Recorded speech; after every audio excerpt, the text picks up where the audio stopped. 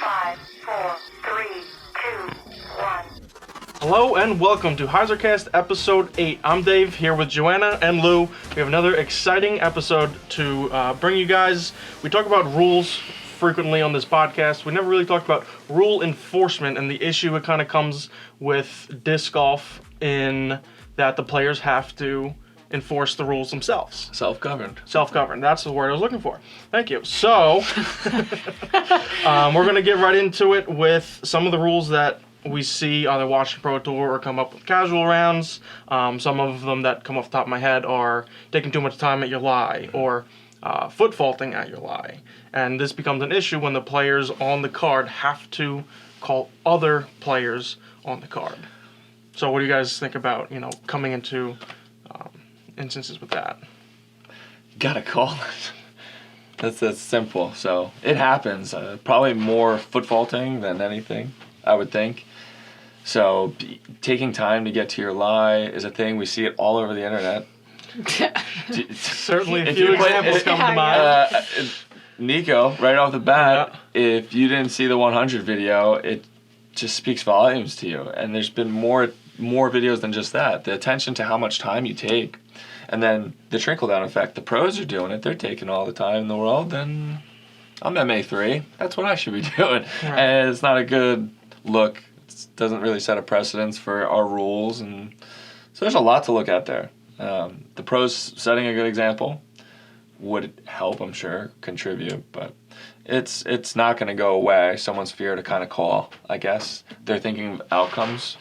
And that shouldn't be the thing. You should just kind of see it and call it. So easier said than done. I think when you're in your flow state and you're working on your game and in your space, to have to not only watch your other players, which obviously you have to do, but to watch it and it to be noticeable enough to call it, to have the confidence to step out of your zone and your lane and call someone else on it, to then hope someone else see it, right. And then second it. I mean, it can be a lot and it can cause tension and then in turn affect where you were in your flow. Right. So I know, yeah, you have to call it, but it takes a lot of courage and really knowing what you saw and believing what you saw and ready to almost be a hill to die on in a way. Because if you say, hey, I saw you foot fault, and the player says, I didn't. I know for a fact that I didn't. Did someone else see it? Is it benefited the player? Right. How do you feel in that moment?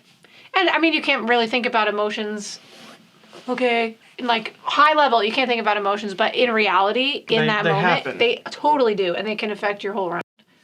Right, so if you're a witness to that, if it happens once, maybe you let it go, you're not sure, but if it keeps happening, that's one of the things where there's then a pressure on you, I have to say something. And even before you say anything, there's going to be pressure and affect your play. But then it could also be once you say something, then there's kind of a dispute, and then you're nervous or whatever moving forward. So it's almost like damned if you do, damned if you don't type of thing. That's the first thing that you should be faced with if that's where you're at with the whole call it or don't call it, or is it fair to have to even deal with it in the first place? And the answer is kind of no, it's not, but herein lies the game we chose to compete in, and it's up to us to carry those rules. We step into a tournament knowing that we are paying attention because everybody's trying to play by the rules.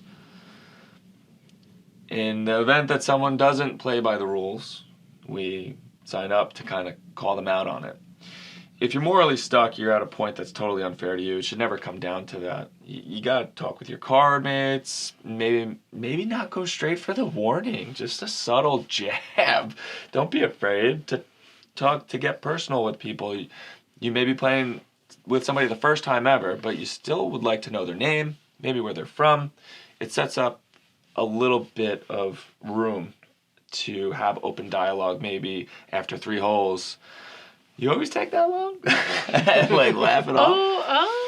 That's good. I'm going to put that down. And you can write it down. And you can wait in a good time or a bad time. Hopefully it's appropriate. Don't get yourself your own courtesy violation for heckling, which could happen.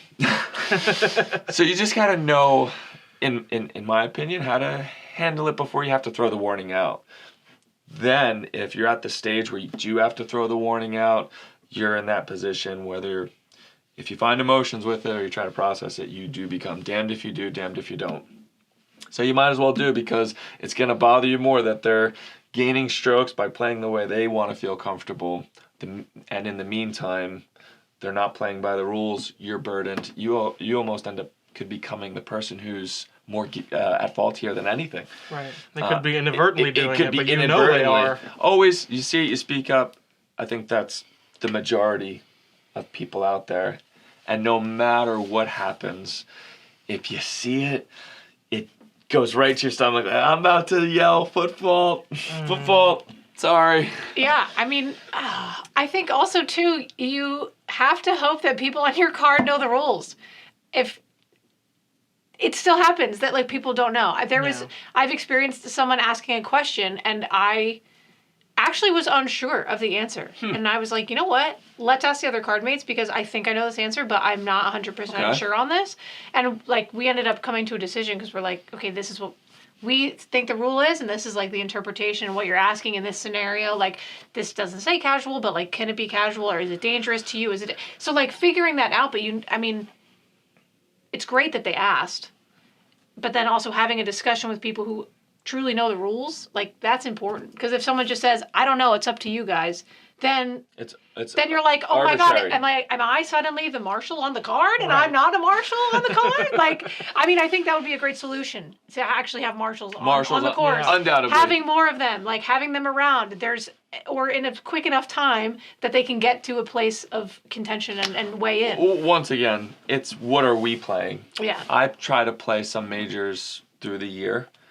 Those events do tend to have access to multiple TDs and assistant TDs who act as marshals.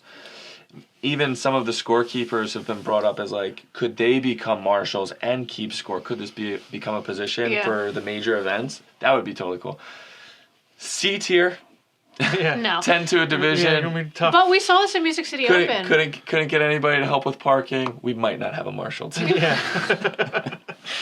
No, this just happened in the Music City Open. Like, Joel Freeman went into casual. The card was going to talk about it. They took it, and then there was a marshal at the next hole. They talked about it, and he was stroked, penalty stroke.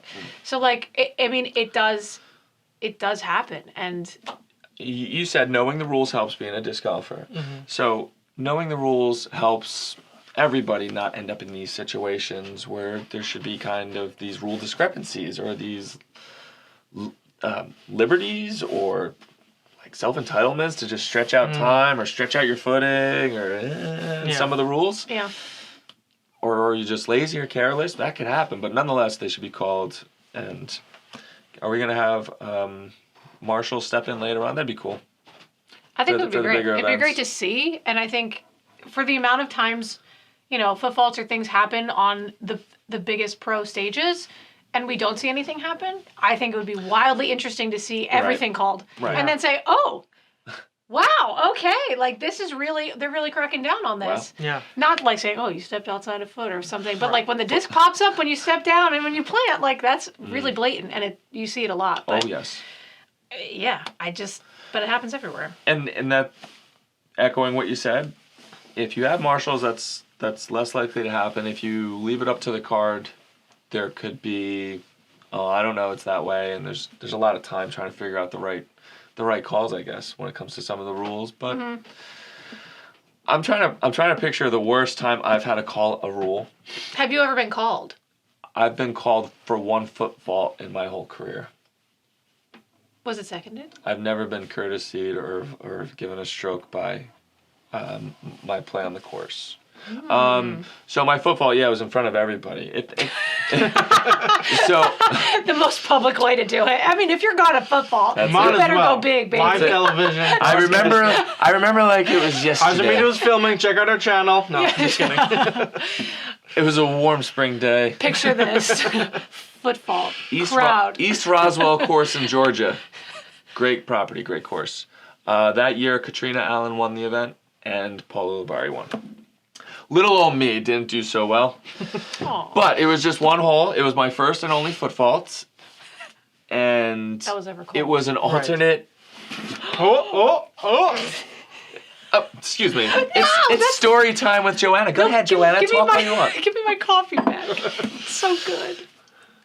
Nonetheless, it was an alternate tee pad, a safari tee pad off of the sidewalk. I seen a flag, and I could have sworn I seen another flag. And I step up, and I'm lining up my shot. I'm going through my routine, and I'm coming to the front of the tee pad. I back up. And I go and I throw, and as soon as the disc comes out of my hand, everybody, football, football, football. I'm like, what? They're like, bro, the tee pad's over here. So this what? is... Nobody was gonna tell you? Yeah, right before you throw? No. And this was, and this is why I kind of said, if things are happening, or you see rules kind of like, he's gonna foot fault, I kind of like, yo, just check your footing real quick. Why would I want... I don't want my first thing to be a warning. Right. And I don't want to watch something happen to where I'm going to just yell, oh, he's going to do it, and I'm going to yell it. No, what is that? That's not sportsmanship. Yeah. So that's not the I spirit don't of the know what game. happened out there on the East Roswell course in the spring of, I think, 2016. But yeah, one and only foot fault. Wow. Wow. That's really interesting. It's okay. That's kind of crazy. I can't believe all those people saw you lining up. And the way you told it made it seem like they were ready to call you on the football. I was so... like you were winning and they needed to gain strokes on you or something. I was looking down. I was doing this. I was lost as to how I foot faulted on a tee pad if I didn't go off the tee pad. On a tee pad, right. No, seriously. I'm so confused. Yeah. So their explanation when they said you were lining up on the wrong tee pad, and... Right, you didn't say it before. And I'm like, but why wouldn't you... Yeah. What? Yeah, wow. So that's It like the doesn't matter. extreme opposite of what we were just saying. Everybody's kind of timid and... Oh, they were ready to let it go. The complete opposite. Oh, they were on top of you, ready to let it go. Look at this doofus. He doesn't even know the layout. And that's too far. I think what we were saying, Yikes. proposed solutions, we can't have everybody ready to jump on you the second just to maybe get an advantage or for whatever reason they actually did that. Yeah. But the other side that we're talking about also isn't where you need to be. Well, that's a form of taking advantage, right? Yeah. Yeah, and you can't have that thought process. Right. I've called a foot fault in a playoff. My competitor stepped up to the line and threw. And as soon as I watched them plant, they were 2 feet to the right of their... I mean, they were far. They were so far from their disc. And as soon as it had happened and the disc had released from his hand, I said it immediately. And in the 30 foot of travel, it then smacked a tree. Everybody looked at me and said, why would you call that so soon? And I said, what are you talking about? Yeah, it shouldn't His matter foot's what the result still were. Like, it doesn't matter. I don't know why he foot faulted, but he did. And as I looked up in the throwing motion, that was it. It just came out of my mouth after his throw. I didn't want to know what the result was. That was didn't what matter. happened. That throw didn't count. He stepped up and pretty much parked his next shot. And What are you that's gonna do? fine. And that's fine. I'm not thinking in that aspect. Yeah. You should be as best programmed as you can be to just call it as you see it. Don't think about the outcomes. It's not what the rules are there for, to bend them. Yeah. Right. So definitely some situations where it can be way too far one way or way not enough. Yeah. Probably a middle ground would be where players should try to land. They need to be, kind of confident in the rules, like we were saying, to know when you're right and if someone else is doing something wrong, inadvertently or not. Yeah. But then to just call them on it, so then they are playing correctly. And then, of course, the best solution would be if there were marshals on every single hole, but logistically, that doesn't even work for the Pro Tour yet. So how could it work Yeah. on, any other tournament? Yeah, your local club. Right, exactly. It can happen at any point if there's enough in place. It totally could. Right. Being on the receiving end is hard of getting a penalty. I was warned You were? this recently. This past weekend I was Uh-oh. playing. And Do tell. Whoa! I was ready to listen. All right, it's tea time with Joanna. Okay. Story time. No, You got called. yeah. I was warned. Okay. Warned. I was not called. No stroke. And I will say that I was in the wrong. Okay. Oh. I had a I'm not shocked. I had a great Dang. No, I had a great drive that was in the circle. where I landed, I was behind a wall of trees. Okay. Blocked off completely. Looking at it, look, there's this tiny gap here that could be like a steep Hyzer something shot, super high, looking for any gaps, maybe overhand, maybe something. Like, I was just truly stuck. And then I finally was like, okay, I'm going to have to whip out a forehand that, like, I hate throwing. I can get around it. But taking that time to really look at it and line it up was over 30 seconds for sure. Okay. I executed the shot. I mean, to what success, whatever. I was outside the circle. And then I walked right up to it, boom, did my step putt. I didn't make it. Okay. And then if you put the two shots together, it was probably fine. Mm-hmm. But the person who warned spoke to my caddy and said, you got to watch that time. That was way far over. And at this point, we were tied. Wow. We were tied, and this was hole 15. And it meant a lot. This was round 2.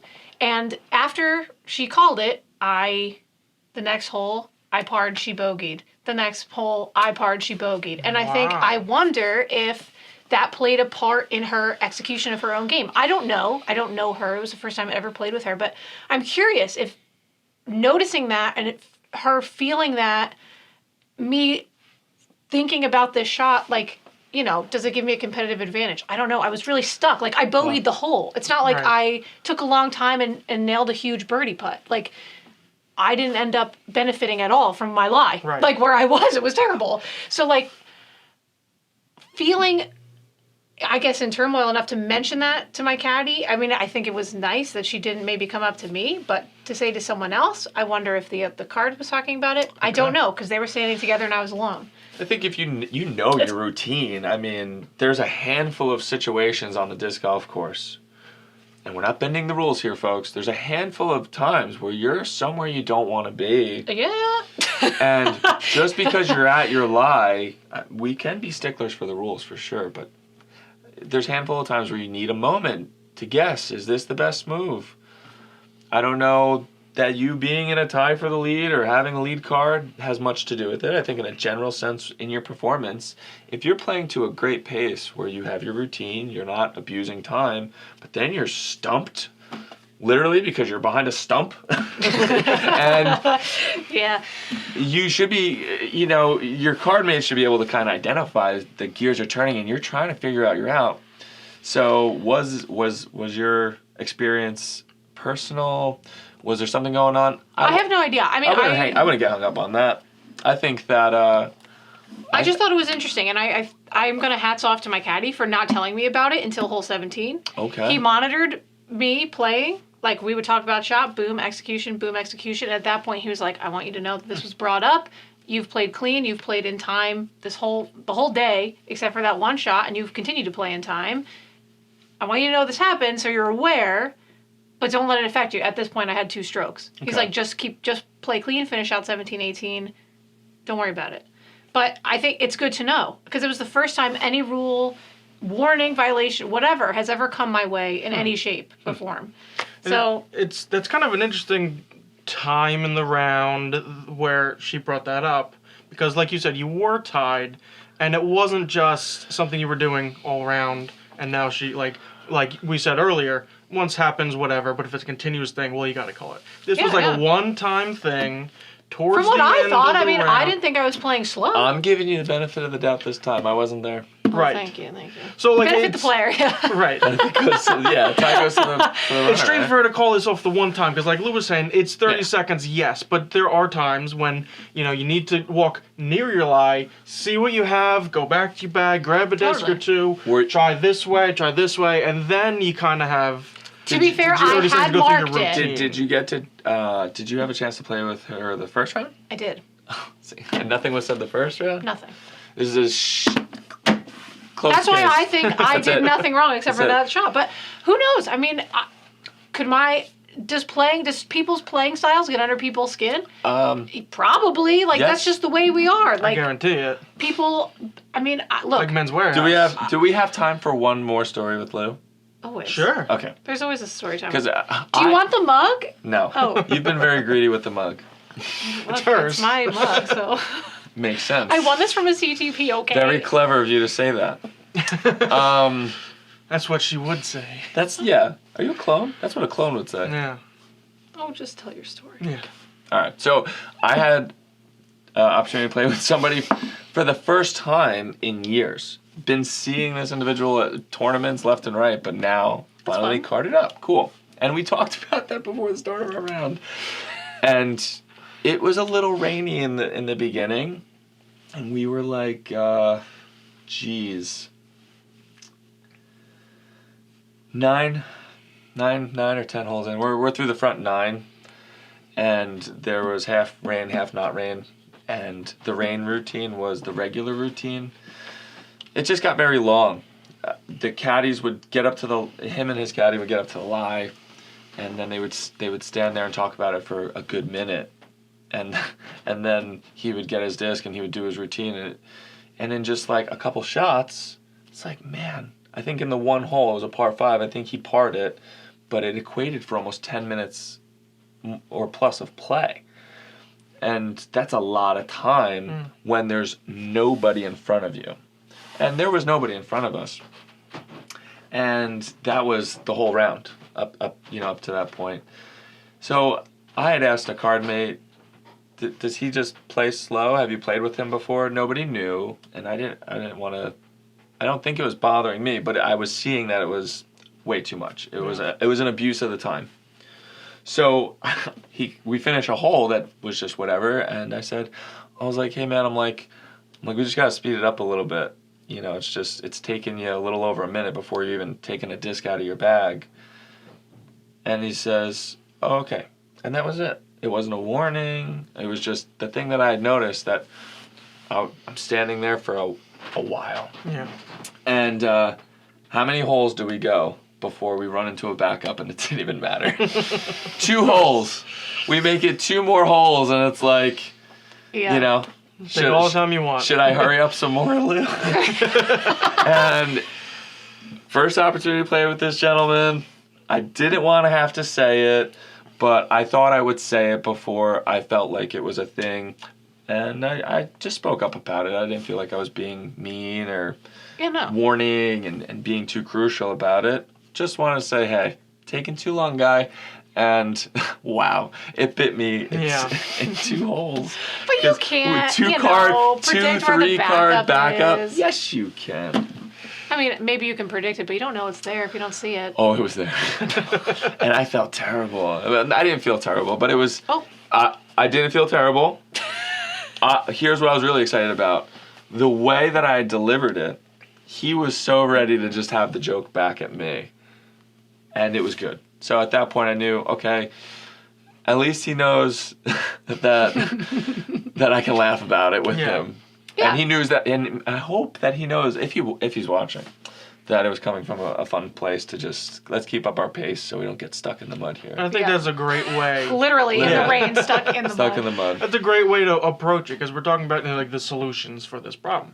Casually, jokingly, because the cards usually you want to keep a nice light atmosphere, and if something like a call goes one way, it can get kind of tense, which nobody wants, nobody's going to benefit from. So I think that's a great way, just kind of jokingly, just bring it up, not necessarily a warning or a call seconded. I think that's a great way to do it. I wonder if we like the courtesy question should be like a good format, like, hey Dave, do you think you're taking too long, or is there a way to just ask a question? No. Okay. Well, all right. So then just leave it alone. But then it's right. I think there's a fine line between like joking about something and like earnestly saying, "Hey, I think you're taking too long. I'm not, making a thing about this." But saying, "Hey, could we have like had lunch in the time you threw?" Like that, like maybe that's funny, but like with that might not work for everybody. Right? No, I know, but like but something fun. Yeah. Does that get the point across? It does. If they're like ready to hear it. I think you got to read the card, read the person you're talking to. Read the room, read the hole. That may work for the person who you did it to, and it was fine. But someone else could have freaked out on you. Yeah, come on up, And that's the problem. You don't know. It's the rule to pay attention to the clock, and then how to nudge it along could almost, you got to be careful because you got to read the person right. You want to find a subtle way to just break the ice a little bit and say, hey, Hey. So, Little and if OB. you don't do it the right way, Yeah. now you could almost be someone who's The target. the Right. courtesy violation for just, being harassing or something. I don't know. I don't know. Yeah. It could go weird if someone's not in the mood to hear your kindness or your joke. It's interesting that the rules are both. Like, you have to call people on rule violations, and then people can call Go you back on on courtesy. Right. Like, Yep. that's so interesting. I mean, because it's people and it's personalities, and it's how do you take this? How are you hearing this? Yeah. It's kind of fascinating. I mean, If that's you're gonna what it call is with somebody on the self-governing. rules, you better be ready for the rules to be called on you, folks. And then you get turned back and forth Yeah. into, But that's the calling whole each other. like thick skin thing about, okay, when you call it, you got to be sure it's there and feel confident in that and not lose your mojo. Right, exactly.